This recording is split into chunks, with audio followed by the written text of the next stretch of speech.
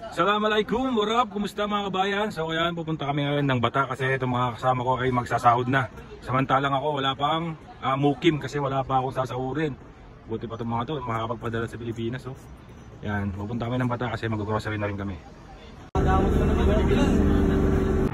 Alright, so ayan, binaba kami dito ng driver namin ng bus kaso wala pala kami dalang mga pera. Ayan, problema namin kung paano kami makakasakay sa bus mamaya niyan. Alright, so ayan, papunta kami ngayon sa bus stop. Naglalakad kami sa napakainit. Ayan, ang ganda ng bus stop dito sa Saudi, oh. Naka-aircon. Saan ka pa? Warap, so ayan, no, bali wala palang bus na papuntang Bata dito. Dito kami binaba ng bus driver namin kanina. Ang problema namin, wala kaming dalang mga pera. Hindi namin alam kung paano kami makakalis dito. Alright, so ayan, nasakay kami ngayon sa isang parang taxi dito kasi dadali kami sa... putang alam, bubong. Ayun yung mga kasama namin, 5 sila doon. Tapos kami dito, 5 rin. Ay, dapat pinigyan yung plaka, pre.